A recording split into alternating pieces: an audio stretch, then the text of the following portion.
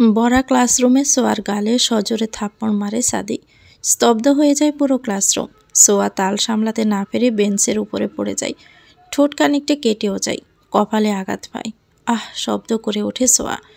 মাথা ঘুরছে তার। চারদিক অন্ধকার দেখছে। সেভাবেই চোখ বন্ধ রেখে খানিকক্ষণ পড়ে থাকে সোয়া। ওঠার শক্তি তার মধ্যে নেই। পুরো ক্লাসরুমে সিলিং ফ্যানের খটখট আওয়াজ ব্যতীত আর কোনো শব্দ নেই। সোয়ার পাশে বসে থাকা তিথি সোয়াকে তুলে বেঞ্চে বসায়। ঠোঁট আর কপাল থেকে বেয়ে রক্ত পড়ছে। দুচোখ বেয়ে পড়ছে পানি অবিরত। কিছুতেই কান্না আটকে রাখতে পারছে না। সাদি সোয়ার ইংলিশ বইটা ছুঁড়ে ক্লাসের বাহিরে ফেলে দেয়। বেঞ্চে সজোরে আঘাত করে চিৎকার করে বলে ওঠে, এসব কি? সাহস হয় কি করে এসব লেখার? বয়স কত তোমার? স্যারকে প্রেমপত্র লেখা হচ্ছে? এসব শিক্ষা পেয়ে সপরিবার থেকে? স্টুপিড। সোয়া কেঁপে ওঠে। জড়সড় হয়ে বসে তিথির সাথে চিপকে। নিস্তব্ধ পরিবেশে সাদের চিৎকার ভীষণ ভয়ঙ্কর। তার চোখের সাদা অংশটুকুতে লাল আভা ফুটে উঠেছে। কপালের রগগুলো জেগে উঠেছে। অতিরিক্ত রাগে জোরে জোরে শ্বাস টানছে। পিছন থেকে একটা মেয়ে বলে ওঠে, স্যার, ও সবাইকে বলে বেড়ায় আপনাকে নিয়ে নাকি হানিমুনে যাবে।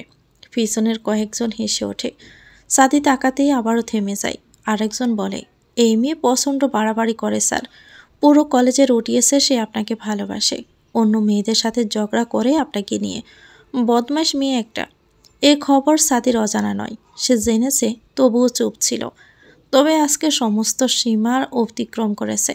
এমনটা আরও কিছু মেয়ে করে। তাদের সবাইকে শিক্ষা দিতে চায় সাদির সোয়ার মাধ্যমে, যাতে দ্বিতীয়বার কোনো স্টুডেন্ট টিচারকে প্রেমপত্র লেখার আগে দ্বিতীয়বার চিন্তা করে। তোমার লজ্জা লাগছে না? নির্লজ্জ মেয়ে, নিজের সাথে সাথে আমার মান সম্মানও ডুবাচ্ছ। ভালোবাসার তুমি কি বোঝো? ঢাক ঢোল পিটিয়ে ভালোবাসা রটাচ্ছ। বাবা মা জানে তো সে খবর? পেয়ের ধমকিয়ে বলে সাদি। সোয়া মাথা নিচু করে শুধু কাঁদছে। তার কিছুই বলার নেই। সে সত্যি অপরাধী। ভীষণ অপরাধ করেছে নিজে সে। সোয়াকে চুপ থাকতে দেখে সাদি দাঁতে দাঁত চেপে প্রচণ্ড চিৎকার করে বলে, চুপ করে আসো কেন? জবাব দাও। কোনো জবাব নেই তোমার কাছে? বেরিয়ে যাও আমার ক্লাস থেকে। আমার ক্লাসে তোমার থাকার কোনো অধিকার নেই। আর হ্যাঁ, নেক্সট টাইম যেন আমার ক্লাসে তোমায় না দেখি। সাদির চিৎকারে ক্লাসের প্রতিটা স্টুডেন্ট জড়সড় হয়ে যায়। সোয়া ভয়ে কাঁপতে থাকে। নিঃশ্বাস নিতেও তার কষ্ট হচ্ছে। কান্নায় গলা আটকে আসছে। সোয়াকে এভাবে শটান হয়ে দাঁড়িয়ে থাকতে দেখে সাদির রাগ দ্বিগুণ হারে বেড়ে যায়। সে সোয়ার হাত ধরে টেনে দরজা অবধি এনে ধাক্কা দিয়ে বের করে দেয়। পড়তে পড়তে নিজেকে সামলে নেয় সোয়া। পিছনে ঘুরে এক পলক তাকায় সাদির দিকে। নিষ্ঠুর মানুষ। সোয়ার ব্যাগটাও ক্লাসের বাহিরে ফেলে দেয় সাদি। বই কলম ছড়িয়ে ছিটিয়ে পড়ে। সোয়া কাঁদতে কাঁদতেই বই কুড়িয়ে নেয়। ব্যাগে পুরে ব্যাগটা কাঁধে চেপে আবারও এক পলক তাকায় ক্লাসের দিকে। সবাই তাকিয়ে আছে সোয়ার দিকে। মুখ টিপে টিপে হাসছে অনেকেই। সাদি বই দেখছে। অন্য ক্লাসের স্টুডেন্টরাও এই খবর জেনে যায়। টিচাররাও জেনে যায়। এইটুকুনো সময়ে পুরো কলেজে ঘটনাটা ছড়িয়ে পড়েছে। সবাই সোয়াকে দেখে হাসতে থাকে। সোয়া মাথা নিচু করে কলেজ থেকে বেরিয়ে আসে। সবার হাসির পাত্র হয়ে গেল সোয়া। কলেজের বাহিরে আসতেই আর আটকাতে পারল না নিজেকে। ঘাসের উপর বসে চিৎকার করে কেঁদে ওঠে। প্রথমেই সিটে বেঁধেছিল সোয়া। তাই সাদি পড়ানোর জন্য সোয়ার বইটাই নিয়েছিল। বই খুলে তাতে বড় বড় অক্ষরে লেখা দেখতে পাই, সাধু বেবি, আপনি এত কিউট কেন? দেখলে ইচ্ছে করে টুক করে আপনার গালে চুমু খেয়ে ফেলি। আপনার হাতে আর বুকের লোমগুলো আমাকে চুম্বকের মতো টানে। আপনার বিলাই চোখ দুটো আমাকে প্রেমের সাগরে ভাসিয়ে নিয়ে যায়। নাকের উপরে ছোট তিল, উফ, সেটার কথা আর কী বলবো। চাপদাড়িতে আপনাকে আস্ত একটা মায়ারাজ মনে হয়। ইচ্ছে করে আপনার বুকে মাথা রেখে আপনার হৃদস্পন্দন শুনি। আপনার হৃদয় স্পর্শী হতে চাই আমি। Can I feel me? ইতি, আপনার প্রেমে পাগল সোয়া। চিঠির কথাগুলো পড়তে সাদের মাথা গরম হয়ে যায়। এই মেয়ের সাহস কত বড়! সে একজন টিচারকে চিঠি লেখে। কলেজের এই দিকে মানুষ নেই। কাঠবাগান বলে এটাকে। এখানে বিকেল হলে মানুষের শোরগোল বাড়ে। মানুষ না থাকায় সোয়ার কান্না কেউ শুনতে পায় না। নিজের শরীরে নিজে আঘাত করতে থাকে সোয়া। হাতে গলায় মাথায় খামচি দিতে থাকে। চুলগুলো টানতে থাকে। তার এই মুহূর্তে মরে যেতে ইচ্ছে করছে।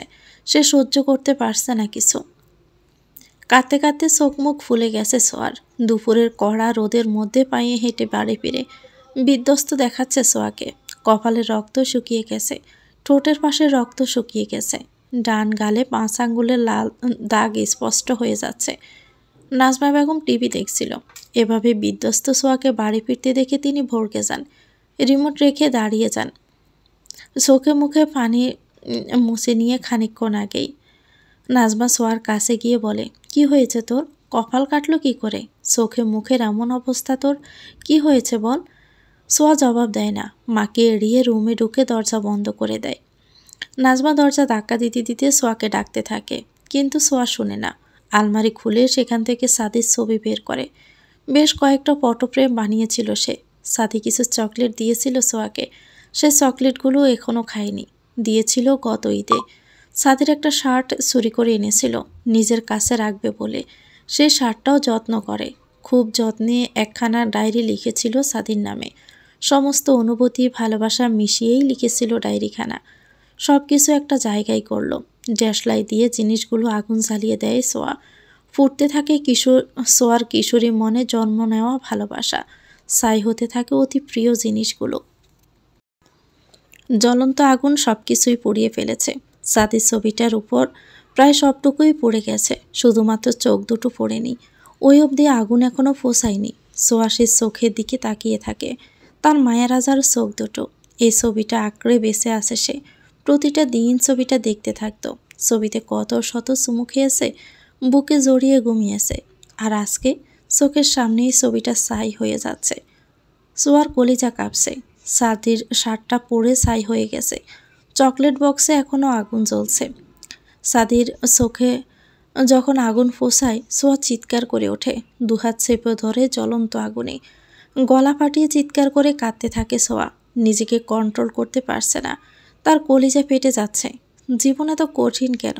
ভালোবাসলে এত কষ্ট পেতে হয় কেন? সোয়ার চিৎকারে নাজমা বেগমের কলিজা কেঁপে ওঠে। তিনি সোয়ার রুমের দরজার সামনে দাঁড়িয়েছিলেন। মেয়েটা তার ভীষণ নাজুক স্বভাবের, একটু বেশি চঞ্চল। কিন্তু আজকে কি হলো তার আদরের বাচ্চাটার? এরকম তো আগে কখনো হয়নি। আগে তো এমন করেনি কখনো। তাহলে আজকে কি হলো? তিনি কল করে তার স্বামী সেলিমকে। সেলিম অফিসের কাজে ব্যস্ত, ফোন ধরতে পারে না, তাই কল করে সাদিকে। সাদি তার বড় বাসুরের ছেলে। একই বিল্ডিংয়ের উপর নিচে থাকে তারা। সাদিকে অনেক করে রিকোয়েস্ট করার পরেও তাদের সাথে থাকে না। 5 তলায় সাদি থাকে আর 4 তলায় সোয়ারা। সেলিমের কাজের সূত্রে বই বাচ্চা নিয়ে ঢাকাতে থাকে 3 বছর হলো। আর কাকতালীয়ভাবেই সাদির সোয়ার কলেজেই চাকরি হয়ে যায়।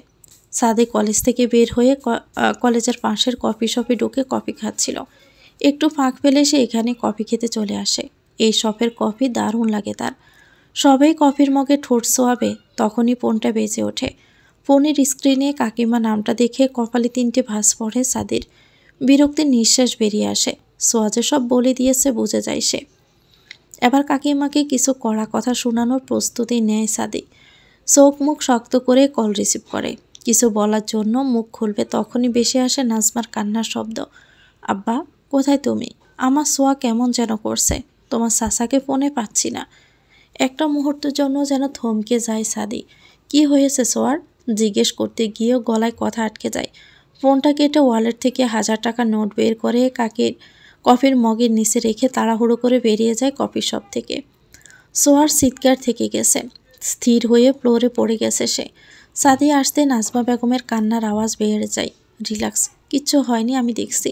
নাজমাকে শান্ত করে দিয়ে বলে সাদি। তার পকেট থেকে এক্সট্রা চাবি বের করে দরজার লক খোলে। নাজমা বেগম মেয়ের অবস্থা দেখে ডুকরে কেঁদে ওঠেন। মেয়ের মাথাটা নিজের কোলে তুলে নেয়। 2 হাতে পোস্কা পড়ে গেছে, চোখের পানি শুকিয়ে গেছে। সাদা কলেজ ড্রেসে ছাই লেগে আছে। কোমর সমান লম্বা চুলগুলো এলোমেলো হয়ে আছে। সাদি মাথায় হাত দিয়ে দাঁড়িয়ে পড়ে। তার অর্ধেক পুড়ে যাওয়া চোখ দুটো দেখে চিনতে খুব বেশি আর সময় লাগেনি। চকলেট বক্স পুরোপুরি পড়েনি, এটা দেখেও সে চিনতে পেরেছে। কয়েক বছর আগে দিয়েছিল সোয়াকে, তখন তারা একই সাথে থাকতো। পাগলামির মাত্রাটা এতটা ছাড়িয়ে গেছে, এতটা আশা করেনি সাদি। এই মেয়েটা তার জন্য এত পাগল কবে থেকে হলো? কই, কখনো তো তাকে বিরক্ত করেনি। শুধু আশেপাশের মানুষদের থেকে শুনিয়ে এসেছে সাদি। বুক ছেড়ে দীর্ঘশ্বাস বেরিয়ে আসে সাদির। এই শহরে আর নয়। নাজমা বেগম সাদির সাহায্যে সোয়াকে বিছানায় তোলে। সাদি শুধু একটু হাতটা ধরেছিল। সোয়ার হাতের দিকে এক পলক তাকিয়ে রুম থেকে বেরিয়ে যায় সাদি। ডাক্তারকে কল করে বেরিয়ে যায় এ বাড়ি থেকে। মাগরিবের আজানের সময় চোখ মিলে তাকায় সোয়া। মাথার উপরে সাদা দেওয়ালটার দিকে বেশ কিছুক্ষণ তাকিয়ে থাকে। অনুভব করতে পারে তার মাথার কারো হাতের অস্তিত্ব। গাড় বাঁকিয়ে পাশে তাকাতে দেখতে পায় বাবা মাথায় হাত বুলিয়ে দিচ্ছেন। ঠোঁটের কোণে এক সিলতে হাসি ফুটে ওঠে সোয়ার। হাত উঁচু করে বাবার হাতটা ধরতে যেতে বুঝতে পারে তার হাতে ব্যান্ডেজ করা। সোয়াকে নড়তে দেখে সেলিম মুচকি হেসে মেয়ের কপালে চুমো খায়। ভালো লাগছে মামনি? আমি এখনই এ শহর ছাড়তে চাই বাবা। এখানে আমি আর থাকবো না। কারণ জানতে চায় না সেলিম, কারণ তিনি জানে 1000বার জিজ্ঞেস করলো তার মেয়ে কারণ বলবে না। মা 15 দিন পরে তো আমরা এমনিতেই যাব। আমি এক্ষুনি যাব বাবা, এই মুহূর্তে যাব। আর একটা ঘন্টাও এখানে আমি থাকবো না। চিৎকার করে বলে ওঠে ছোঁয়া। চোখে পানি চলে এসেছে তার। সেলিম মেয়ের ব্যবহারে অবাক। গলা উঁচু করে কথা বলার সাহস পায় না তার মেয়ে। আর আজকে বাবার সামনে চিৎকার করছে। ভয় করছে তার মেয়েকে দেখে, তবুও শান্ত গলায় বলে, ঠিক আছে, এক্ষুনি যাবে তুমি, আমি ব্যবস্থা করে দিচ্ছি। সোয়া চোখ বন্ধ করে ফেলে। সেলিম চোখের পানি মুছিয়ে দেয়। নাজমা খাবার নিয়ে চলে আসে। সেলিম খাবারের প্লেট হাতে নিয়ে বলে ওঠে, খাবারটা শেষ করো, তারপর আমরা যাব। সোয়া উঠে বসতে যায় কিন্তু পারে না। নাজমা বেগম ধরে বসিয়ে দেয়। সেলিম খাইয়ে দিতে থাকে আর তখনই ফোন করে সিফাতকে। সিফাতের আসতে আর বেশি সময় লাগে না। নিজেদের গাড়ি থাকাতে 2 ঘন্টার মধ্যেই পৌঁছে গিয়েছে। বাবা মায়ের থেকে বিদায় নিয়ে সোয়া গাড়িতে বসে পড়ে। হাত দিয়ে কিছুই ধরতে পারছে না সে। সিফাতও ওনাদের কাছ থেকে বিদায় নিয়ে রওনা হয়।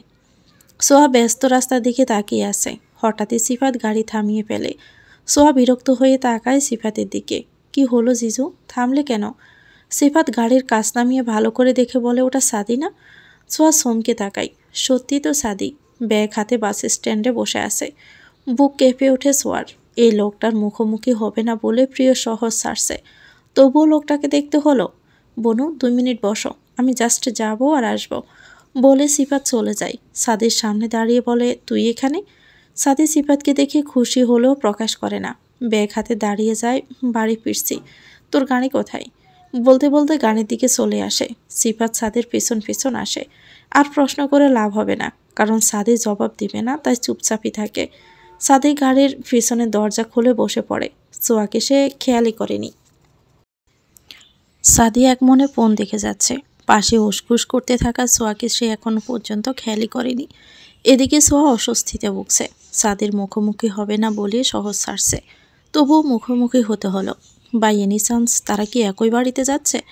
সোয়ার কপালে বিন্দু বিন্দু ঘাম জমতে থাকে। গলা শুকিয়ে কাঠ হয়ে যায়। গায়ের ওড়নাটাও শত্রুতা করলো। ফট করে কাঁধ থেকে পড়ে গেল। মাথা চুলকাচ্ছে, পিঠ চুলকাচ্ছে, মুখে চুল উড়ে এসে বিড়বিড় করছে। হাত যেন অকেজো হলে যা হয় আর কি। হাত দিয়ে ওড়নাটাও উঠাতে পারছে না। পিঠের চুলকানি বেড়েই চলছে। নিজের উপর বিরক্ত হয় সোয়া। বিড়বিড় করে নিজেকে কয়েকটা গালিও দিল, কিন্তু গালিতে কি আর চুলকানি কমে? সোয়া নড়াছড়া দেখে সাদি বুঝতে পারে তার পাশে কেউ আসছে। সে ফোন থেকে দৃষ্টি সরিয়ে গাড়ির ভেতরকার লাইট জ্বালিয়ে দেয়। সোয়া চোখ মুখ খিচে বন্ধ করে ফেলে। সাদি অবাক হয়েছে বেশ, তবে প্রকাশ করলো না। চোখ পুড়িয়ে নিয়ে দীর্ঘ শ্বাস পেলে আবারও ফোন হাতে নেয়। তার চতুর মস্তিষ্ক এটুকু বুঝতে পেরেছে যে সোয়া তার জন্য সহজ ছেড়েছে। সোয়া ফিটফিট করে চোখ খুলে দেখে সাদি আবারও ফোনে মগ্ন হয়েছে। স্বস্তির নিঃশ্বাস ফেলে সোয়া। বুকের ভিতর থেকে টিপটিপ শব্দ বেরিয়ে আসছে। ডোক চিপতে গিয়ে মনে পড়ে তার গলাটা শুকিয়ে কাঠ হয়ে গেছে। সে জোরে জোরে শ্বাস টানতে থাকে। সিফাত গাড় বাঁকিয়ে সোয়ার দিকে এক পলক তাকানোর চেষ্টা করে বলে, আর ইউ ওকে বনু? পানি খাবো, পিঠ চুলকাচ্ছে, মাথা চুলকাচ্ছে, অস্বস্তি হচ্ছে, ভালো লাগছে না, কখন ফুসাবো? সোয়ার কণ্ঠে অস্বস্তি এবং বিরক্তিতে ভরপুর। সিফাত পানির বোতল নিয়ে সাদির কোলের মধ্যে ফেলে। ব্রু কুচকে সাদি তাকায় সিফাতের দিকে। সিফুগুলো খাইয়ে দিয়ে একটু, হাত পড়েছে ওর। সাদি বিরক্ত হয়। চোখ মুখ কুচকে সোয়ার দিকে এগিয়ে বসে। ফোন রাখে পাশের সিটে। সোয়ার হাত পা মৃদু কাঁপতে থাকে। লোকটার গা থেকে কড়া পারফিউমের গন্ধ আসছে। না তাকিয়েও বুঝতে পারে লোকটা তার খুবই কাছে। গলা কাঁপছে সোয়ার। পানি খাবো না বলার সাহসটুকুও পাচ্ছে না। জীবনে প্রথমবার লোকটার ঘ্রাণ এত কাছ থেকে নিতে পারল। এতটা কাছাকাছি প্রথমবার আসলো। লোকটা তো সোয়ার কাছে আকাশের চাঁদ, যাকে সারা জীবন দূর থেকেই দেখে গেছে। সামনে থেকে কখনো তাকানোর সাহস হয়ে ওঠেনি। হঠাৎই সোয়া অনুভব করে তার পড়ে যাওয়া ওড়নাটা আস্তে আস্তে তার শরীর থেকে চলে যাচ্ছে। চোখ দুটো বন্ধ করে ফেলে সোয়া। হাত পায়ের কাঁপন বাড়তে থাকে। যখন তখন বেহুশ হয়ে পড়ে যাবে সোয়া। সাদি সোয়ার গলায় পেঁচিয়ে দেয় ওনাটা। একটু টাচ করেনি সোয়ার শরীরে, শুধুমাত্র 2 আঙ্গুল দিয়ে জুটি বাঁধা চুলগুলো তুলে চুলের নিচ দিয়ে ওনাটা দিয়েছে, যাতে আবারও পড়ে না যায়। সোয়া এবার আস্তে আস্তে চোখ খোলে। সাদি সিপি খুলে সোয়ার মুখের সামনে ধরে। সোয়া মাথা উঁচু করে হা করে। সাদি একটু পানি ঢেলে দেয়। আশ্চর্য, একদম সোয়ার মুখের মাপে পানি ঢেলেছে, একটুও কমও না বেশিও না। 3-4 ডোক খেয়ে সোয়ার হা করে না। এতে সাদি বুঝে যায় যে সে আর পানি খাবে না। তাই তো সিপিটা আটকে বোতল রেখে আবারও ফোন হাতে নেয়, সরে বসে না। সোয়া একদম দরজার সাথে লেগে বসে থাকে। তার কাঁপন এখনো কমেনি। স্বাভাবিকও হতে পারছে না সে। নিজের উপর নিজেই বিরক্ত হয় সোয়া। আশ্চর্য, এত কাঁপাকাঁপির কি আছে? কে উনি? ওনাকে দেখে কেন এত কাঁপব? সোয়ার চোখ দুটো ঘুরে ফিরে পাশে তাকাতে চাচ্ছে। এত কাছ থেকে লোকটা দেখতে কেমন হবে? প্রশ্নটা মনের মধ্যে উকি দিয়ে ওঠে। বেসামাল মনটাকে শান্ত করতেই ব্যস্ত সোয়া। এই লোকটা মরিচিকা। তার প্রতি মায়া বাড়ালে দুঃখ, অপমান আর অবহেলা ছাড়া কিছুই পাওয়া যাবে না। চোখ বন্ধ করতে থাপ্পড়ের কথা মনে পড়ে সোয়ার। চোখ মুখ শক্ত করতে গিয়ে পারে না, কারণ সোয়ার চোখ পড়ে সাদির হাতের দিকে।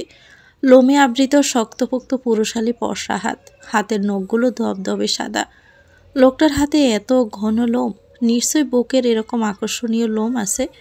নিজের ভাবনাতে নিজে লজ্জা পায় সোয়া। গালগুলো লাল হয়ে ওঠে। বুকটা অস্বাভাবিকভাবে কাঁপছে। হাত দিয়ে কপালের ঘাম মুছতে গিয়ে হাতে ব্যথা পায়। দাঁতে দাঁত চেপে সহ্য করতে গিয়েও পারে না। আহ শব্দ করে ওঠে।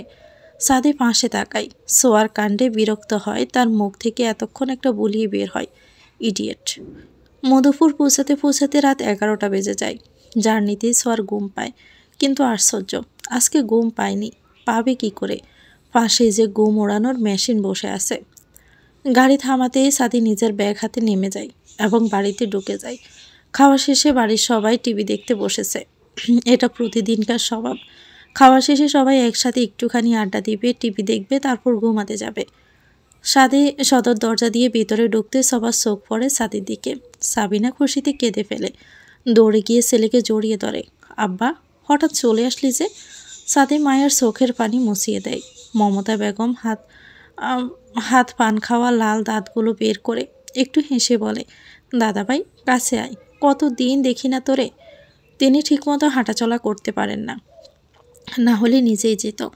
তুষার চৌধুরী ছেলের দিকে তাকিয়ে আছে। কথা বের হচ্ছে না মুখ থেকে। ছেলেটা বাড়ি থেকে যাওয়ার পরে একটা কল পর্যন্ত করেনি, কারো ফোনও তোলেনি। ফরি এক দৌড়ে সাদির কাছে যায়। সাদি কোলে তুলে নেয় ফরিকে এবং নিজের রুমে চলে যায়। সকলেই হতাশ হয়। সিমি সকলের থমথমে মুখ দেখে বলে ওঠে, আমি ভাবছি ভাইয়াকে বিয়ে করিয়ে দাও।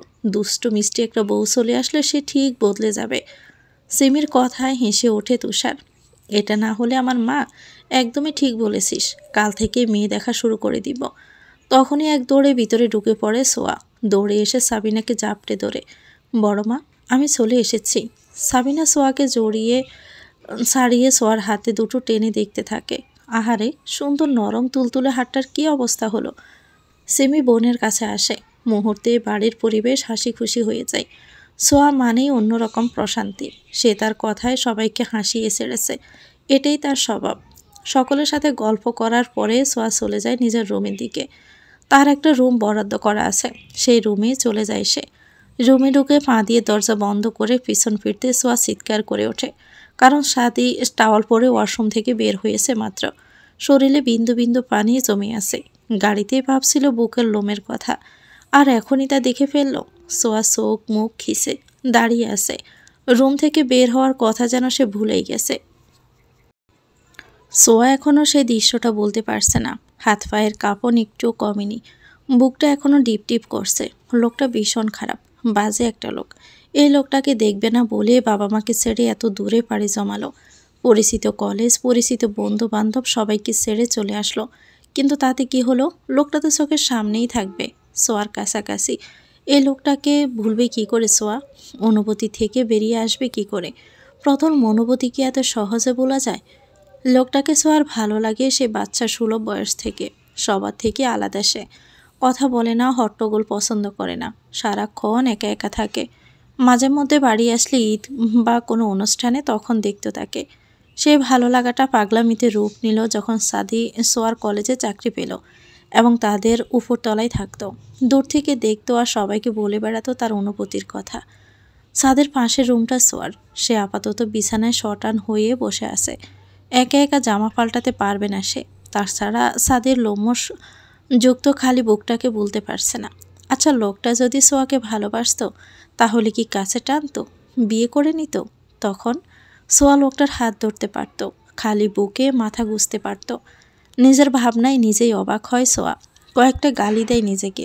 সি, দিন দিন মনটা কেমন বেহায়া হয়ে যাচ্ছে।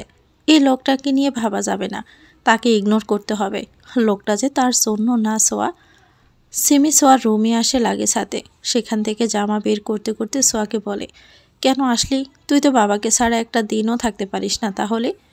সোয়া সিমি থেকে কখনোই কিছু লুকায় না, তাই আজকে লুকালো না, বলেই ফেলে, আমি বন্ধুদের বলেছিলাম সাধু বেবিকে ভালো লাগে। তারা একে একে পুরো কলেজ জানিয়ে দিয়েছে। তার জন্যই সাধু আমাকে ক্লাসের সবার সামনে থাপ্পড় মেরেছে এবং বের করে দিয়েছে। সিমি ফোঁস করে শ্বাসটা নেই। সোয়া, তুই বড় হবি কবে বলতো? মানুষকে কেন জানিয়েছিস? নিশ্চয় তোর জন্য সে টিচারদের সামনে অপমানিত হয়েছে, সবার হাসির পাত্র হয়েছে। সাদি ভাই একটু অন্যরকম মানুষ। তুই এটা কিন্তু ঠিক করিসনি। সোয়া নিজের ভুলটা বুঝতে পারে। সত্যিই তো, ক্লাসের সবাই সাদিকে দেখে হাসত। সোয়া নিজ কানেই শুনেছে একজন স্যার সাদিকে বলছেন, কি ব্যাপার সাদি, শেষমেশ স্টুডেন্টের সাথে রিলেশন? It's not fair. সাদি অপমানিত হয়েছে। শুকনো ডোক গিলে সোয়া মনে মনে বলে, ডাকডোল পিটিয়ে বলে বেড়ানোটা একদম ঠিক হয়নি। আমার জন্য উনি অপমানিত হলো। ইটস সোয়া, তুই মাথা মোটা। সিমি সোয়াকে জামা পাল্টে বিছানা ঠিক করে দিয়ে চলে যায়। সকাল সকাল ঘুম ভেঙে যায় সোয়ার। সে আড়মোড়া ভেঙে বাবাকে কল করে। কিছুক্ষণ কথা বলে ফ্রেশ হতে গিয়ে খেয়াল করে একা একা পারবে না। নিজের উপর চরম বিরক্ত সোয়া। ডং দেখিয়ে কেন হাত পোড়াতে গেল, অসহ্য। এত সকালে সিমি উঠবে না, তাই সোয়া সাদে চলে যায়। ইস, এতেই যেন সোয়ার চোখ দুটো চিকচিক করে ওঠে। সাদে পোশাব দিচ্ছে। লোকটা রোজ সকালে উঠে এক্সারসাইজ করে। সোয়া চুরি করেই দেখত। আজকেও তার ব্যতিক্রম নয়। পানির ট্যাঙ্কির পিছনে লুকিয়ে সাদিকে দেখতে থাকে। হাতে কাটা গেঞ্জি, দুহাতের পেশি ফুলে উঠেছে। গামে সারা শরীর ভিজে জুবুথুবু হয়ে আছে। থ্রি কোয়ার্টার প্যান্ট পরেছে। পশা পায়ের কালো লোমগুলো যেন সোয়ার দিকেই তাকিয়ে আছে। নাক বেয়ে গাম পড়ে যাচ্ছে। সোয়া গালে হাত দিয়ে দেখতে থাকে। নেশা লেগে যাচ্ছে, সাদির নেশা। এই নেশা বোধহয় এই জীবনই আর কাটবে না। সোয়া দৃষ্টি ফেরাতে গিয়েও পারে না। চোখ দুটো যে বড্ড বেহায়া। সোয়া, তোর এই সাধু বেবি যদি দেখে না তুই তাকে চোখ দ্বারা দর্শন করেছিস, তোকে উল্টো করে গাছে জ্বলিয়ে রাখবে। নিজেকে নিজে হুমকি দেয় সোয়া, তবুও কাজ হয় না। তার হুমকিতে মন ভয় পায় না। সাবিনা বেগম এক মগ কফি নিয়ে ছাদে আসে। ছেলের পাশে বসে পড়ে। ছাদে টাওয়াল দিয়ে শরীর মুছতে মুছতে কফির মগটা হাতে নেয়। তাতে এক চুমুক বসিয়ে মায়ের দিকে তাকায়। সাবিনা সাদিকে দেখছে। মাশাল্লাহ, ছেলে তার দেখলে তাকিয়ে থাকতে ইচ্ছে করে। আব্বা, আমার একটা কথা শুনবি? সাদি জবাব দেয় না। সে কফিতে আরেকটা চুমুক বসিয়ে খানিকটা জোরে বলে, হে ইডিয়েট, সামনে আয়। সোয়া মুচকি হেসে আরাম করে বসে সাদিকে দেখতেছিল। বড় মা কী বলে শুনতে চায় সে, কিন্তু হঠাৎ সাদির ডাকে সে শুকনো ডোক গিলে নড়ে সড়ে বসে। বুঝলো কি করে গোমরা মুখোটা? সাবিনা আশেপাশে তাকিয়ে বলে, কাউকেই তো দেখতে পাচ্ছি না। সাদি মন দিয়ে কফি খাচ্ছে। সোয়া দীর্ঘ শ্বাস ফেলে। লোকটা আর কথা বলবে না জানা আছে তার। একটা কথা যে গলা দিয়ে বেরিয়েছে এতেই ধন্য সোয়া। সে এক লাফে ট্যাঙ্কির পিছন থেকে বেরিয়ে আসে। একগাল হেসে বলে, ওহ বড় মা, তুমি এখানে? আমি তোমাকে সারা বাড়ি খুঁজে শেষমেশ এখানে চলে আসলাম। তারপর সাদিকে ভালো করে দেখে বলে, এ বাবা সাধু স্যার, থ্যাংক ইউ। বেবি না না, থুক্কু। ভাইয়া, আপনি এরকম অর্ধেক পোশাক পরে আছেন কেন? ছি ছি, আমি তো লজ্জায় মরে যাচ্ছি। লজ্জা পাওয়ার ভান করে বলে সোয়া। সাদি সরু চোখে তাকায় সোয়ার দিকে। সোয়া জিভ দিয়ে ঠোঁট ভিজিয়ে নেয়। লোকটা কি সুন্দর করে তাকাতে জানে না? আরে ভাই, ছেলে মানুষের চোখের দৃষ্টি থাকবে নরম কোমল, দেখলে নেশা ধরে যাবে। কিন্তু ইনার চোখের দৃষ্টি আগুনের মতো, তাকালেই হাঁটু কাঁপতে শুরু করে। সোয়া শুকনো ডুব গিলে বলে ওঠে, বড় মা চলো তো, তোমার সাথে কথা আছে আমার। সাবিনা সাদির চুলে হাত বুলিয়ে দেয়। তারপর সোয়াকে বলে, সাদির সাথে একটু কথা আছে আমার। সোয়া ফট করে সাবিনার পাশে বসে পড়ে। বলো বলো, আমিও শুনতে চাই। সাবিনা মুচকি হাসে, সোয়াকে এক হাতে টেনে নিজের কাছে নেয়। তারপর বলে, আব্বা, আমি চাইছিলাম তুই বিয়ে কর। তোর একটা সংসার হলে আমি নিশ্চিন্ত মনে মরতে পারবো। সোয়া বলে, হ্যাঁ হ্যাঁ, আমিও তো তাই বলি। কতদিন হলো বিয়ে খাই না। পেট পুড়ে খাবো। বলছি কি বড় মা, এত মেয়ে দেখার কি আছে? হাতের কাছে কত ভালো ভালো মেয়ে আছে। এই যে আমাকেই দেখো না, কত সুন্দর কিউট। আমার মতোই একটা মেয়ের সাথে বিয়ে দিয়ে দাও। সাবিনা সোয়ার কথায় হাসে। তিনিও চায় সোয়াকে ছেলের বউ বানাতে। কেন জানি মনে হয় এই মেয়েটাই পারবে তার এই গোমরা মুখ ছেলেটাকে ভালো রাখতে। তখনই সোয়া ভাবনায় ডুব দেয়। ওনার সাথে বিয়ে হলে, সংসার হলে কি করবে কি করে? উনি যে নিরামিষ, কথাই তো বলে না। দেখা গেল সোয়াকে টুপ করে বারান্দায় দিয়ে ফেলে দিল, বা হাত পা বেঁধে খাটের তলায় রেখে দিল। তখন রোমান্স যে ওনার দ্বারা হবে না এটা সোয়া জানে। সাদি উঠে পড়ে। সোয়ার ভাবনায় ব্যাঘাত ঘটে। না হলে আরও একটু কল্পনা করতো সে। ঠিক আছে, মেয়ে দেখো, তবে এর মতো আতপাগল যেন না হয়। বলেই সে চলে যায়। সোয়ার দাঁত কটমট করে তাকিয়ে থাকে সাদির যাওয়ার দিকে। তাকে আতপাগল বলে গেল। সাবিনা হতাশ হয়। বুঝে যায় তার ছেলের সোয়াকে পছন্দ না। বড় মা, আমি আতপাগল? আমার সাধু যখন বলেছে তখন তুই আতপাগলই। সোয়া অবাক হয়ে যায়। মনে মনে প্রতিজ্ঞা করে ফেলে, এই আতপাগলের জন্যই একদিন আপনি পুল পাগল হয়ে যাবেন। বলে রাখলাম। কথায় থাকে না, শখের পুরুষকে দেখে শখ মেটে না। সোয়ার ব্যাপারটাও তেমন। শখের পুরুষ এত আকর্ষণীয় কেন হয়? এত লোভ কেন জন্মায় তার প্রতি? এই যে সোয়া মানুষটাকে এত দেখে তবুও তো মন ভরে না, আরও দেখতে ইচ্ছে করে। সে খাচ্ছে, কোনো দিকে না তাকিয়ে খেয়ে যাচ্ছে। সোয়া নিজের খাওয়া রেখে তাকেই দেখতে ব্যস্ত। এই ছেলেটা মারুক, কাটুক, অপমান করুক, তবুও সোয়ার এই ছেলেটাকেই চাই। তুমি সুখ না হয়ে দুঃখ হও, তবুও অন্যের না হয়ে আমার হও। মনে মনে কয়েকবার কথাটা বলে সোয়া। সোয়া এখানকার কলেজে ভর্তি হবে নাকি আবার ফিরে যাবে? সিফাতের কথায় সাদির থেকে দৃষ্টি ফিরিয়ে নেয় সোয়া। সত্যিই তো, কি করবে? এখানকার কলেজে ভর্তি হবে, কিন্তু কিছুদিন পরে সাদি নতুন জব পেলে তো আবার চলে যাবে দূরে কোথাও। তখন কি করবে? কি করে দেখবে সাদিকে? সোয়ার চোখে পানি চলে আসে। মমতা বেগম তার গালে রুটি পুড়ে দিয়েছে। সে কোনো রকমে রুটি গিলে বলে, আমাকে বিয়ে দিয়ে দাও জিজু, আমি পাগল হয়ে যাচ্ছি। বিয়ে হয়ে গেলে নিশ্চয়ই তাকে এতটা মনে পড়বে না। সকলে অবাক হয়ে তাকায় সোয়ার দিকে। সিমি বুঝতে পারে সোয়ার কথার মানে। সাবিনা বেগম হাত বুলিয়ে দেন মাথায়। সোয়া যে মজা করে বলেছে না, সেটা তার চোখের পানি দেখে বুঝে যাচ্ছে। সাদি বিরক্ত হয়। রুটির মধ্যে করলাবাজি দিয়ে তার মুখে পুড়ে এক পলক তাকায় সোয়ার দিকে। সোয়া তাকিয়েই ছিল, তাই চোখাচোখি হয়ে যায়। সাদি চোখ ফিরিয়ে নিয়ে নিজের খাওয়াতে মন দেয়। সাবিনা বেগম সোয়ার চোখের পানি মুছিয়ে দিয়ে বলে, সোনামা, কান্না করে না। সাদুর বিয়েটা দিয়েই তোমাকে বিয়ে দিয়ে দিব। সোয়ার কান্না থামে না। সাদির বিয়ে হয়ে যাবে। বুকটা অসম্ভবভাবে ফুটতে থাকে। চিৎকার করে কাঁদতে ইচ্ছে করছে, কিন্তু পারে না। আমি বিয়েটা করতে দিব না। আমার ফিলিংস কি এত সস্তা নাকি? ভালোবেসেছি মানে আমারই হতে হবে। বিয়ে করতে যাবে? খুন করে ফেলবো আমি। নিজেকে শান্ত করার জন্য মনে মনে বলে সোয়া, আব্বা, আমি মেয়ে পেয়ে গিয়েছি। তোর ছোট ফুপির বাসুরের মেয়ে। মেয়েটা মাশাল্লাহ অনার্স শেষ করেছে। আজকে দেখতে যাব ভাবছি। তুই কি বলিস? সাদি কোনো জবাব দেয় না। সিফাত ব্রুকুসকে তাকায়। তার গম্ভীর ভাই বিয়ে করবে? তবে সে খুশি। বিয়ে করলে হয়তো এই গম্ভীর ভাবটা চলে যাবে। সিমি বোনের দিকে তাকিয়ে আছে। সে কখনোই চায় না সোয়ার সাথে সাদির কোনো সম্পর্ক হোক। সোয়া উড়ন্ত একটা পাখি। সাদির মতো লোহার খাঁচা তার জন্য নয়। মমতা বেগম একগাল হেসে বলে, আজকেই যামু বউ, দেরি করমু কেন? পছন্দ হইলে আজকেই আংটি পরিয়ে দিমু, আর এই সপ্তাহের মধ্যে বিয়ে ফাইনাল করমু। তোমার আব্বার তো আবার মাথা গরম। চাকরি হইলেই বাড়ি থেকে চলে যাইব। আমরা বাইসে আছি কি না মরে গেছি খবরটাও তো নিব না। সাথে বউ পাঠিয়ে দিতে পারলে নিশ্চিন্ত হওয়া যাবে। সে অন্তত একটু খবর টবর দিবে। মমতা সঠিক কথাই বলেছেন। তার সিদ্ধান্তকে সবাই সায় জানায়। সোয়ার আর খাওয়া হলো না। সে উঠে চলে যায়। পেছন থেকে মমতা বেগম ডাকে, কিন্তু সে পেছন ফিরেও তাকায় না। সোয়ার দিকে মন না দিয়ে সবাই মেয়ে দেখতে যাওয়ার কথা বলতে থাকে। সাদের রুমে ঢুকতেই দেখতে পায় সোয়া তার বিছানায় বসে আছে এবং তার ওই টিস্যু বক্স থেকে টিস্যু নিয়ে নাক মুছছে।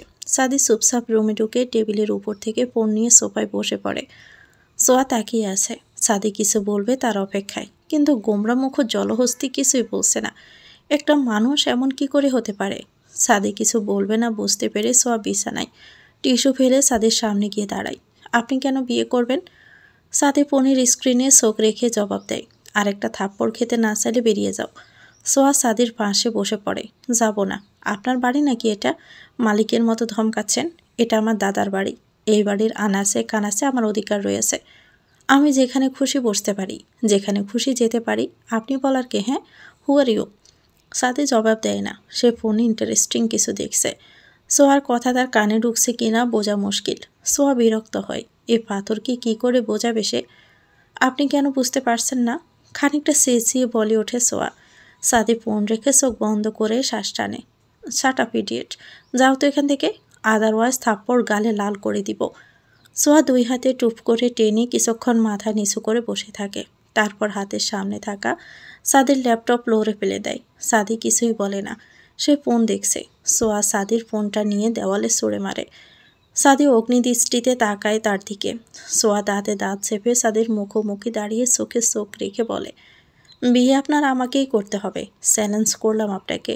আপনার রুমে, আপনার খাটে, আপনার পাশে আমি ছাড়া অন্য কোনো মেয়ের এতটুকু ছায়াও আমি আসতে দিব না। আমি ছাড়া অন্য কোনো মেয়েকে টাচ করার কথা ভুলে যান। চাপকে তো আমি গাল লাল করতে পারবো না, তবে আপনার চুল টেনে ছিঁড়তে পারবো, শয়তান বেডা। বলে সোয়া হনহনিয়ে চলে যায়। সাদি সোয়ার যাওয়ার দিকে তাকিয়ে আছে। ল্যাপটপ নষ্ট হয়ে গিয়েছে, এটা ভাঙাতে কোনো সমস্যা নেই, কিন্তু ফোন, প্রথম মাসের বেতন দিয়ে অল্প দামেই তো ফোনটা কিনেছিল সাদি। চাকরি নেই, হাতে টাকাও নেই, এখন ফোনটাও গেল। বিরক্তিতে চোখ মুখ কুঁচকে ফেলে সাদি। আবার সেই বাবার কাছে হাত পাততে হবে। সোয়া খুশি হয়েছে ফোনটা ভাঙতে পেরে। কথায় কথায় রাগ দেখানো না, এবার থেকে এভাবেই প্রতিশোধ নিতে হবে। সোয়া নিজের ফোনে একটা গান চালিয়ে ওড়না ফেলে উড়াদৌড়া নাচতে থাকে। ফোন আর ল্যাপটপ ভেঙে তার মনে হচ্ছে সে যেন বিশ্ব জয় করে ফেলেছে। কিন্তু সোয়ার নাচ আর বেশিক্ষণ টিকতে পারে না। সাদি হনহনিয়ে সোয়ার রুমে ঢুকে পড়ে। বিছানা থেকে ফোনটা নিতে নিতে সোয়া খপ করে নিজের ফোনটা ধরে ফেলে। আমার ফোন ভাঙবেন না, কয়েকদিন আগে বাবা এক বস্তা টাকা দিয়ে কিনে দিয়েছে। সাদি সোয়ার হাতের দিকে তাকায়। পোড়া হাত দিয়ে শক্ত করে ধরেছে। সিনক্রিয়েট করো না, ফোনটা দাও, আমার ইম্পর্টেন্ট কল আসবে। সোয়া বুঝতে পারে তার ফোনটা এখন লাট সাহেব নিয়ে যাবে। ফোন দিলে বিয়ে করবেন বলেন। সাদি সোয়ার কথা কানে নেয় না, আস্তে করে সোয়ার হাতটা ধরে। প্রথমবার সাদির সোয়া পেল সোয়া। অদ্ভুতভাবে শরীরটা যেন কেঁপে ওঠে। চোখ দুটো বন্ধ করে ফেলে। সাদি বা হাতটা ধরে ডান হাত থেকে ফোনটা নিয়ে নেয়। আপনার সোয়ায় মধু মেশানো আছে গোমরা মুখ, সে মধু আমার হৃদয় হরণ করে নিয়েছে। সাদি ছেড়ে দিতে চায় সোয়ার হাত, কিন্তু তখনই সোয়া একটা অদ্ভুত কাজ করে ফেলে। সোয়া ড্রয়িং রুমের সোফায় বসেছিল। তার মন খারাপ। মনটা কখনোই ভালো হয় না। লোকটার মায়া তাকে এমনভাবে বাস করে রেখেছে যে সোয়া আস্তে আস্তে ভালো থাকতেই ভুলে যাচ্ছে। বেহায়া হয়ে গেছে। তার বিয়ের কথা যতবার মাথায় আসছে ততবারই হাত পায়ের কাঁপন বেড়ে যাচ্ছে। কোথাও লুকিয়ে ফেলতে ইচ্ছে করছে তাকে। সোয়া কী করে সহ্য করবে? বিকেলে মেয়ে দেখতে যাওয়া হবে।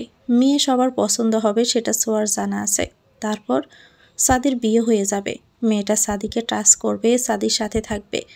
গম্ভীর মানবটার হৃদয়েও মেয়েটা একসময় জায়গা করে নেবে, হয়ে উঠবে মেয়েটার হৃদয় হরণী। আর সোয়া সারা জীবন হতাশা নিয়ে বেঁচে থাকবে। কান্না পায় সোয়ার, ভীষণ কান্না পাচ্ছে, ভীষণ অসহায় লাগছে। কি করবে? কোথায় গেলে সাদিকে পাবে? কারো কাছে বলবে? কে সাহায্য করবে? চোখের পানি মুছে নেয় সোয়া। কেউ দেখলে কি জবাব দেবে? মন ভালো করতে বাসা থেকে বের হয়। বাড়ির সামনে বিশাল বড় বাগান। এই বাগানটা তুষার চৌধুরী বানিয়েছেন। সব ধরনের গাছ আছে এই বাগানে। খুব সুন্দর বাগানটা। আরে তুমি সোয়া না? সোয়া চমকে পিছনে তাকায়। সাদির সাথে একটা ছেলে বাহিরে থেকেও আসলো মনে হচ্ছে। এ ছেলেকে চেনে সোয়া। ছোটবেলায় দেখতো সাদির সাথে। সাদির একমাত্র বন্ধু সে। আরে আপনি সামির ভাই না? ছোটবেলায় সারাক্ষণ আপনার নাকে সর্দি লেগে থাকতো। সামিরের হাসি মুখটা চুপসে যায়। সাদির সামনে লজ্জায় পড়ে যায় সে। সোহা আসলে কথাটা বলতে চায়নি, মুখ ফসকে বেরিয়ে গেছে। তোমার তো সর্দিতে গাল দুটো টাইটুম্বুর হয়ে থাকতো। এভাবে পাল্টা সোয়াকে পাশানো হবে সোয়া বুঝতেও পারেনি। সাদির সামনে অপমান। প্রসঙ্গ পাল্টে বলে, কোথায় গিয়েছিলেন ভাইয়া? বন্ধু আমার বউ দেখতে যাবে, তাই পার্লারে নিয়ে গিয়েছিলাম, মস্করা করে বলে সামির। সত্যি সেলুনে গিয়েছিল। ঘন সাপ দাড়িগুলো পরিপাটি করে কেটেছে, চুলগুলো অনেকটা ছোট করেছে। মেজাজ বিগড়ে যায় সোয়ার। ছাদের দিকে এক পলক তাকিয়ে চলে যায়। বেছে বেছে সব থেকে বড় আম গাছটাই উঠে পড়ে সোয়া। ছোট থেকে গাছে উঠতে পটু সোয়া। জ্যৈষ্ঠ মাস, গাছে পাকা পাকা আমগুলো সোয়ার দিকে যেন তাকিয়ে আছে। সোয়া আম খেতে থাকে আর কাঁদতে থাকে। মনে মনে সাদিকে হাজারখানা গালি দেয়। সাদে নিজের রুম থেকে সোয়াকে দেখতে পায়। বিরক্তিতে কপাল দিয়ে 3টা ভাঁজ পড়ে যায়।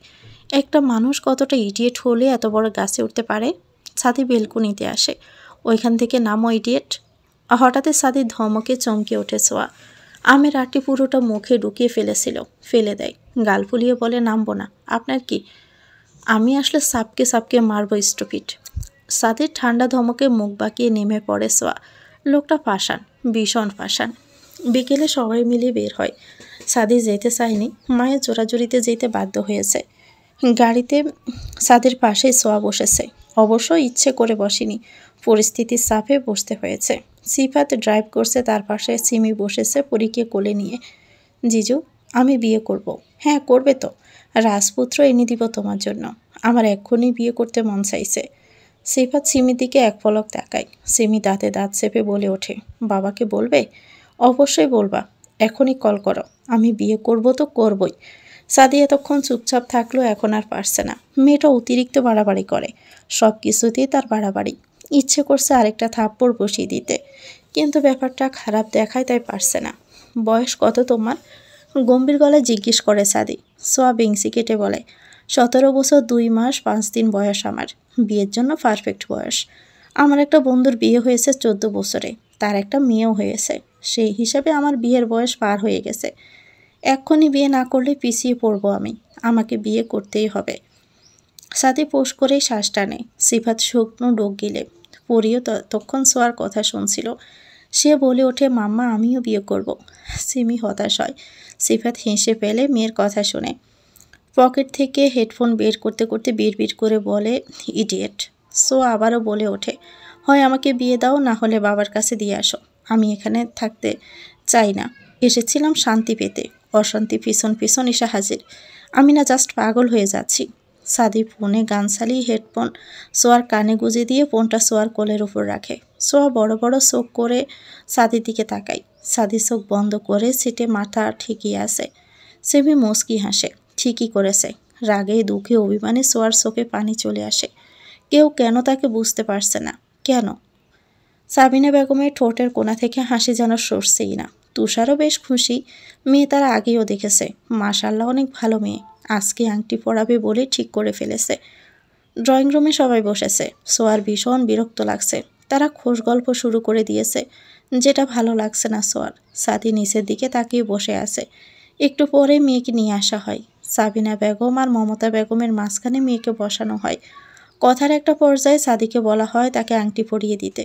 মা, তুমিই পরিয়ে দাও। ছেলের কথায় খুশিতে গদগদ হয় সাবিনা। আংটি পরিয়ে দেয় মায়াকে। বিয়ের কথা ফাইনাল করে খাবার মুখে তুলবে ওনারা, তাই তাড়াতাড়ি ঠিক করে ফেলা হয়। সামনের শুক্রবারই বিয়ে। এবার সাদি এবং মায়াকে আলাদা কথা বলানোর জন্য পাঠানো হয়। সোয়ার ভীষণ অস্থির লাগছে। সকালে একটু খেয়েছিল, সারাদিন একটা আম ছাড়ার পেটে কিছুই পড়েনি। সোয়া বেশ বুঝতে পারছে যে কোনো মুহূর্তে সে মাথা ঘুরে পড়ে যাবে। এখানে সে কোনো সিন ক্রিয়েট করতে চায় না, তাই কাউকে কিছু না বলে আস্তে আস্তে বেরিয়ে যায় বাড়ি থেকে। কেউ তাকে খেয়ালই করে না। গাড়ির কাছাকাছি যেতে মাথা ঘুরে আসে, চোখ দুটো অন্ধকার হয়ে আসে। গাড়ির চাবি আনেনি সে, ভেবেছিল গাড়িতে বসে থাকবে, কিন্তু এবার এত কিছু ভাবার সময় সোয়ার হয় না। আস্তে আস্তে ঢলে পড়ে সে। মাটিতে পড়ার আগেই কেউ একজন খুব যত্ন করে তুলে ফেলে সোয়াকে। নরম তুলতুলে দেহখানা বুকের মধ্যেই চেপে ধরে। সোয়াকে গাড়িতে বসিয়ে পোষ করে শ্বাস টানে সাদি। ওয়ালেট ফেলে গিয়েছিল সে, সেটাই নিতে এসেছিল। সোয়াকে পড়ে যেতে দেখে না দূরে আর পারেনি। চোখ বন্ধ করে সিটে মাথা ঠেকিয়ে বসে আছে সোয়া। ঘামে শরীর ভিজে গেছে। অস্থির লাগছে তার। স্পষ্ট বুঝতে পারছে পাশে সাদি বসেছে, কিন্তু কিছু বলতে পারছে না। ইচ্ছে করছে চিৎকার করে বলতে, আপনি বিয়েটা করবেন না সাদি? প্লিজ বিয়েটা করিয়েন না। আপনাকে অন্য কারোর সাথে আমি সহ্য করতে পারবো না। কিন্তু গলা দিয়ে কোনো কথা বেরোচ্ছে না। Are you okay? সাদি জিজ্ঞেস করে। সোয়া জবাব দেয় না। সাদি সোয়ার দিকে তাকাতেই দেখতে পায় মেয়েটার শরীর ঘামে ভিজে যাচ্ছে। হাঁসফাঁস করছে মেয়েটা। সাদি কাজ বন্ধ করে এসি চালিয়ে দেয়। সোয়ার গলার সাথে পেঁচানো ওড়নাটা খুলে দেয়। পিঠের উপর ছড়িয়ে ছিটিয়ে থাকা চুলগুলো এলোমেলোভাবেই জুটি করে দেয়। পানির বোতলের সিপি খুলে সোয়ার মুখের সামনে ধরে। হা করে পানি খেয়ে নেয় সোয়া। এবার একটু ভালো লাগছে। সোয়া গাড় বাঁকিয়ে সাদির দিকে তাকায়। কিছু একটা ছিল সোয়ার চোখে, যা সাদিকে অস্থির করে তুলেছে। সাদি নিজের কপালে হাত বোলায়। বলার মতো অনেক কথা থাকলেও সে বলতে পারছে না। থাকো, আসছি আমি। সাদি নেমে যায়। সোয়া তাকিয়ে থাকে। মানুষটা চলে গেল, হারিয়ে যাচ্ছে সোয়ার কাছ থেকে, অনেক দূরে চলে যাচ্ছে। এখান থেকে স্পষ্ট দেখা যাচ্ছে মায়া সাদের রেলিং ঘেঁষে দাঁড়িয়ে আছে। তার দৃষ্টি সাদির দিকেই। মায়ার চোখে মুখে খুশির ঝিলিক। সাদমান চৌধুরীকে জিতে নিচ্ছে সে। খুশি হবে না? সোয়ার কান্না পায়, কিন্তু এখন আর কাঁদে না। মনে মনে বিড়বিড় করে বলে, আমার অনুভূতি যদি মিথ্যে হয় তবে তিনি অন্যের হোক, কিন্তু আমার মনে যদি তার প্রতি অসীম ভালোবাসা থেকে থাকে, সে আমারই হবে। আমার আল্লাহ আমাকে হতাশ করবেন না। আমি তাকে পাবোই পাবো। সোয়ার খারাপ লাগছে জেনে সিমি চলে আসে। পরীকে রেখে দিয়েছে সাবিনা। সিমি ড্রাইভ করতে জানে। সে সোয়াকে কোনো প্রকার প্রশ্ন না করে ড্রাইভ করে বাড়ি নিয়ে চলে আসে। পরের সকালটা হয় একদম অন্যরকম। আড়মোড়া ভেঙে চোখ খুলতে সোয়া একটু হাসে। সারা রাত ভেবেছে একটা ছেলের জন্য আর যাই হোক এভাবে ভেঙে পড়া ঠিক না। বাবা অনেকবার কল করেছে। সোয়া হাসি মুখে কথা বলতে পারেনি। সোয়া বুঝতে পারে তার জন্য তার বাবারও মন খারাপ। আজকে তিনি আসছে বাড়িতে। আর যাই হোক, বাবার সামনে মন খারাপ করে থাকলে বাবা কষ্ট পাবেন। সে বিয়ে করছে, করুক। এরকম কান্নাকাটি করে তো আর বিয়ে আটকানো যাবে না। কপালে থাকলে এমনিতেই বিয়ে আটকে যাবে। সবটাই ভাগ্যের উপর ছেড়ে দিয়েছে। নিজেকে ফ্রেশ রাখার চেষ্টা করে যাচ্ছে। বিছানা থেকে নেমে ফ্রেশ হয়ে নেয় সোয়া। হাতের ব্যথা অনেকটাই কমে গেছে। গাও শুকিয়ে গেছে। গলায় ওড়না পেয়েছে এক দৌড় দেয় সোয়া। সাদি সিঁড়ি বেয়ে নামছিল। সোয়া তাকে খেয়ালই করেনি। দৌড়ে নামতে গিয়ে সাদির সাথে ধাক্কা লেগে যায়। সাদি বসে পড়ে। সোয়া গিয়ে সোজা ফ্লোরে পড়ে যায়। খুব একটা ব্যথা পায়নি সে। সাদির দিকে এক পলক তাকিয়ে মুখ বাঁকিয়ে উঠে পড়ে সোয়া। চোখে দেখেন না, নাকি বিয়ের খুশিতে চোখও খেয়ে ফেলেছেন? আজাইরা কোথাকার। সাদি দাঁতে দাঁত চেপে দাঁড়িয়ে যায়। সোয়ার দিকে এক পলক তাকিয়ে সোফায় গিয়ে বসে। বেশ অবাক হয়েছে সে সোয়াকে দেখে। আবার ভালোও লাগছে, যাক মেয়েটা তাহলে স্বাভাবিক হয়েছে। সোয়া রান্নাঘরে ঢুকতে ঢুকতে বলে, বড় মা খেতে দাও। কাল থেকে যা আমি না খাওয়া, একবারও তো কেউ খোঁজ নিলে না। আমার আপন আপি, আপন দাদি, আপন বড় বাবা, কেউই খোঁজ নিল না আমার। আমি কি বোঝা হয়ে গেছি? নাকি একদিন খাইনি বলে তোমাদের সাল বেঁচে গেছে কোনটা? সাবিনা মুচকি হাসে। ছেলের বিয়ে চিন্তায় মেয়েটার কথায় ভুলেই গিয়েছিলেন তিনি। সিমি পরোটা নিয়ে সোয়ার সামনে আসে। তাতে ছিঁড়ে ডিম পুরে মুখের সামনে ধরে। এভাবে আমি খাবো না। আমাকে কি তোমার বাচ্চা মনে হয় নাকি? টেবিলে বসে পানি নিয়ে আরামসে খাবো আমি। বাচ্চাদের মতো ঘুরে ঘুরে খাওয়ার স্বভাব আমার নেই। বলে টেবিলে গিয়ে বসে পড়ে সোয়া। সাদি পেপারে মুখ বোলাচ্ছে। ভাঙা রেডিওর জন্য পড়তে পারছে না। সিমি মুচকি হেসে সোয়ার পিছন পিছন এসে তাকে খাইয়ে দিতে যাবে। খাওয়া শেষে সিমি চলে যায়। সোয়া টিস্যু দিয়ে মুখ মুছে বলে, বড় মা, আমার জন্য সুন্দর ছেলে দেখবা। 30-32 বছরের খুনখুনে বুড়ো খ্যাটখ্যাটে স্বভাবের ছেলে আমার পছন্দ না। আমি একটা সুন্দরী মেয়ে। আমার সুন্দর স্মার্ট হট ছেলে ডিজার্ভ করি আমি। সেরকম একটা ছেলে জলদি খুঁজে আনো। সাদি সোয়ার দিকে তাকায়। নিজেকে বুড়ো বলাতে বেশ গায়ে লেগেছে তার। ইচ্ছে করছে মেয়েটাকে তুলে ছাদ থেকে ফেলে দিতে, বা 2-4টা কথা শুনিয়ে দিতে, কিন্তু তার এটা স্বভাবের সাথে যায় না। তাই তো সরু চোখে তাকিয়েই থাকে। সোয়া বলেও সাদির দিকে তাকায়নি। সাবিনা টেবিলে খাবার রাখতে রাখতে বলে, ঠিক আছে ঠিক আছে, তুই যা বলবি তাই হবে, ইডিয়েট। বলে সাদি চলে যায়। সে এসেছিল খেতে, কিন্তু তার খাওয়ার মুড চলে গেছে। সোয়া সাদি চলে যাওয়ার দিকে তাকিয়ে বেঞ্চি কাটে। সাদ্দাত এসে সোয়ার পাশে বসে। মামুনি চলো, তোমাকে আজকে কলেজে ভর্তি করে দিয়ে আসি। সোয়া চেয়ার টেনে সাজ্জাতের একদম কাছাকাছি বসে। বড় বাবা, তোমার ছেলের ফোন ভেঙে ফেলেছি আমি, ল্যাপটপও ভেঙেছি। সে এখন আমার ফোন চালাচ্ছে। তাকে টাকা দিও বা কিনে দিও, সে তো জীবনেও চাইবে না। সাজ্জাদ খুশি হয়, তখনই বেরিয়ে পড়ে। তার ছেলের অসুবিধা হচ্ছে নিশ্চয়। জীবনেও সাদি তাকে বাবা বলে ডাকেনি, কখনো কোনো আবদারও করেনি। বাবার হাত ধরে স্কুলও যায়নি। ছেলের আবদার পূরণের জন্য অপেক্ষা করে সাজ্জাদ। তার ছেলেটা এমন স্বভাবের কেন হলো তিনিও বুঝতে পারছেন না। সোয়া নিজের রুমে যাচ্ছিল। প্রথমে সাদির রুম, তারপরে সোয়ার রুম। সাদি গম্ভীর গলায় বলে, তোমার সাথে কথা আছে, এখানে এসো। সোয়া যেন কথাটা শুনতেই পায়নি, তেমন ভাব করে চলে যেতে নেয়। সাদি সোয়ার হাত ধরে। ইডিয়েট, বলছি না কথা আছে। সোয়া সাদির দিকে তাকায়। সরি ভাইয়া, আমি দেশের প্রেসিডেন্ট না যে আমার সাথে আপনার কথা থাকবে। আপনার সাথে কথা বলার এতটুকু ইন্টারেস্ট আমার নেই। আর আপনার রুমে তো আমি আর যাব না। সোয়া চৌধুরী যার তার রুমে যায়ও না বলে সাদির হাত ছাড়িয়ে নিতে চায়, পারে না। সাদি শক্ত করে ধরে রেখেছে। সোয়া গোল গোল চোখে তাকায় সাদির দিকে। হাত ছাড়ুন ভাইয়া, ড্রামা বাদ দিয়ে এসো। সাদির গম্ভীর গলা। যাব না বলে সোয়া সাদির হাতে কামড় বসিয়ে দেয়। সাদি কোনো শব্দ না করে সোয়ার হাত ছেড়ে দেয়। মায়া নামের মেয়েটি একের পর এক কল করে যাচ্ছে। এভাবে ফোনে কথা বলার অভ্যাস সাদির নেই। সে কথা বলতে চায় না, কল কেটে দিচ্ছে বারবার, তবুও কল করে যাচ্ছে। সাদির বিরক্ত আকাশ সই। মেয়ে মানুষ এত নির্লজ্জ হয় কী করে? বিয়ে ঠিক হয়েছে ভালো কথা, বিয়ে তো আর হয়ে যায়নি তাই না? এভাবে কল করার মানে কি? অপর পাশের মানুষটা বিরক্ত হতে পারে, এদিকে বিন্দু মাত্র খেয়াল নেই। সোয়াকে ডেকেছিল মায়ের সাথে কথা বলানোর জন্য, মায়াকে বলার জন্য যে সাদি এটা পছন্দ করে না। কিন্তু ইডিয়েটটা তো আসলোই না, উল্টো হাতে কামড়ে দিল। দাঁত ছাওড়া দাগ দেখে বসে গেছে। বর্ষা হাতটা লালচে হয়ে গেছে। সাদি হাতের দিকে তাকিয়ে দীর্ঘশ্বাস ফেলে। ইচ্ছে করছে ঠাটিয়ে একটা সর মারতে। তখনই সাজ্জাদ রুমে ঢুকে হাতে ল্যাপটপের প্যাকেট এবং ফোনের প্যাকেটে নিয়ে, আব্বা কি করছো? সাদি জবাব দেয় না, বাবার দিকে তাকিয়ে থাকে। সাজ্জাদ জিনিসগুলো খাটের উপর নামায়। দেখো তো বাবা পছন্দ হয় কিনা। শোরুমে গিয়ে তো বলেছিলাম সব থেকে বেস্টটা দিতে। সাদি সাজ্জাদের পাশেই বসায়, প্যাকেট খুলে দেখতে থাকে।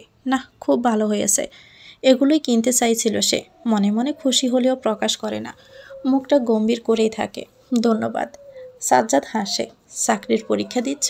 জি, মাল্টিন্যাশনাল কোম্পানিতে চাকরি পেয়ে গেছি। 1 তারিখে জয়েন করব। বাড়িতে থাকবে তো? না, সামনের সপ্তাহে চলে যাব। বাসাও দেখে ফেলেছি। সাজ্জাদ আর কোনো কথা বলার মতো কিছু খুঁজে পায় না।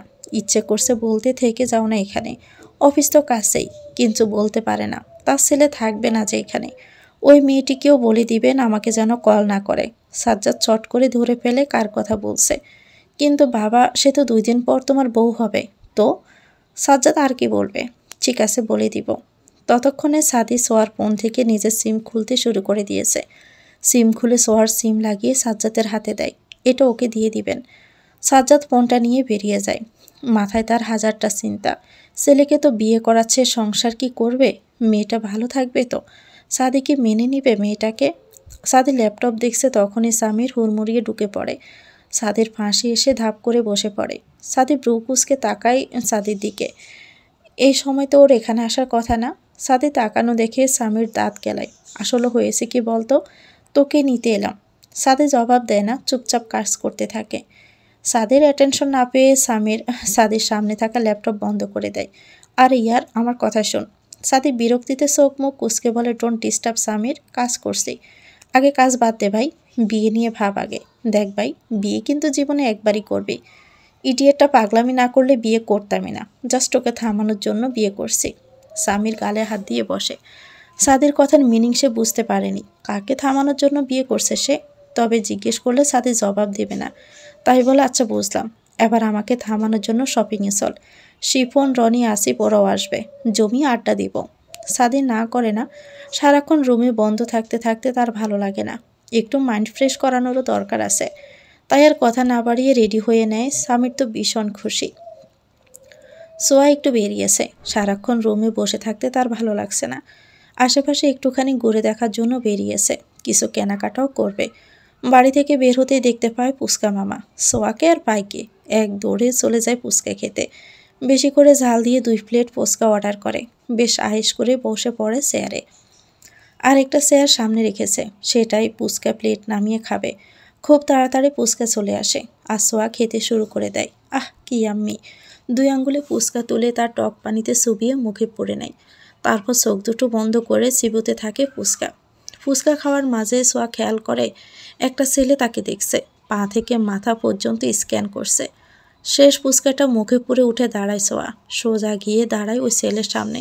ছেলেটা হকচকিয়ে যায়। চেহারায় মধু মিশিয়েছি নাকি বিশ্ব সুন্দরী নায়িকা আমি? ছেলেটা কি জবাব দিবে বুঝতে পারছে না। আমতা আমতা করে এদিক সেদিক তাকাচ্ছে। কি জবাব দিন? আপনার জন্য ভালো করে খেতে পারিনি আমি, জানেন? দেখেছেন খাচ্ছি, তাও ডিস্টার্ব করতে হবে। মানুষ না আপনি, বাড়িতে খেতে পারছি না এক জ্বালাই, এখানে এসে খেতে পারলাম না আপনার জ্বালাই। ছেলেটা সোয়ার প্লেটের দিকে তাকাই, একটু টক পানিও বেছে নিয়ে তবুও নাকি খেতে পারলো না। শুনুন মিস্টার, আমি সোয়া চৌধুরী, আমার দিকে একবার তাকিয়েছেন ভালো কথা, দ্বিতীয়বার তাকানো সাহস করবেন না, চোখ গেলে দিবে একদম। এত মেয়ে দেখতে ইচ্ছে হলে বিয়ে করে বউকে সামনে বসিয়ে রাখবেন, অন্যের বউয়ের দিকে নজর দিলে একদম চোখ তুলে হাতে ধরিয়ে দিব। সিনে রাখবেন আমায়, যত সব। বলে সোয়া গটগট করে চলে যায়। স্বামী, সাদি, আসিফ একটুখানি দূরে দাঁড়িয়ে সবটা দেখছিল। স্বামীর তাকিয়ে আছে সাদির দিকে। শিপন শুকনো ডোক গিলে ওদের সামনে গিয়ে দাঁড়ায়। এটা কি মেয়ে নাকি ভাঙা রেডিও? স্বামীর একগাল হেসে বলে, সাদির বোন বলে কথা, এমন হবে না? কি, সাদির বোন? আসিফ খানিকটা জোরে বলে ওঠে, কাজিন। বলে সাদি হাঁটতে শুরু করে। এসেছিল শপিং করতে, কিন্তু এখানে থামতে হয়েছে শিপনের জন্য, তার আসতে লেট হচ্ছিল। সোয়ার কাছে ভাঙতি টাকা নেই, 1000 টাকার নোট ধরিয়ে দিয়েছে ফুচকাওয়ালাকে। ফুচকা মামা বলছে তারও ভাঙতি নেই। সোয়ার মেজাজ এমনিতেই খারাপ, এখন ভাঙতি নেই বলে মেজাজ আরও বিগড়ে যায়। মামা, ভাঙতি না থাকলে ফুচকা বিক্রি করতে আসেন কেন? আপনার মনে রাখা উচিত আমার মতো বড়লোক মানুষও ফুচকা খেতে আসে। 1000 কেন, লাখ টাকার ভাঙতি রাখা উচিত আপনার। এভাবে খেয়ে দিয়ে ঝগড়া করার মানে হয়? ফুচকা মামা তাকিয়ে আছে। এভাবে তাকিয়ে থাকবেন না, যান এটা ভাঙতি করে নিয়ে আসুন, ততক্ষণে আমি দোকান দেখছি। আমি কেন ভাঙতি আনবো? আপনি নিয়ে আসবেন। আমি কেন আনবো? টাকা নেবেন আপনি, আমার তো ভাঙতি দরকার নেই। আপনি টাকা না নিলে আমারই ভালো। সাদি এগিয়ে আসে, পকেট থেকে 100 টাকা নোট বের করে দেয়। সোয়া সাদির দিকে তাকায়। এক্সকিউজ মি, অসেনা প্যাডা, আপনি কেন আমার টাকাটা দিয়ে দিচ্ছেন? আপনার টাকায় ফুচকা আমি খাবো না, দরকার পড়লে বমি করে বের করে দিব। সাদি ফুচকা মামার থেকে 100 টাকা নিয়ে নেয়। তারপর সোয়ার থেকে 1000 টাকা নিয়ে 100 টাকা 10টা নোট ধরিয়ে দিয়ে চলে যায়। সোয়া মুখ বাঁকিয়ে টাকাটা দিয়ে দেয়। তো ভিউয়ার্স, গল্পটির নাম হচ্ছে হৃদয় হরণী, লিখেছেন তানিশা। এটা গল্পের প্রথম অংশ। পরবর্তী অংশ চাইলে কমেন্ট করে জানাবেন। ভালো লাগলে একটি লাইক দিয়ে দিবেন, চ্যানেলটিকে সাবস্ক্রাইব করে আমাদের সাথে থাকবেন। আল্লাহ হাফেজ, আসসালামু আলাইকুম।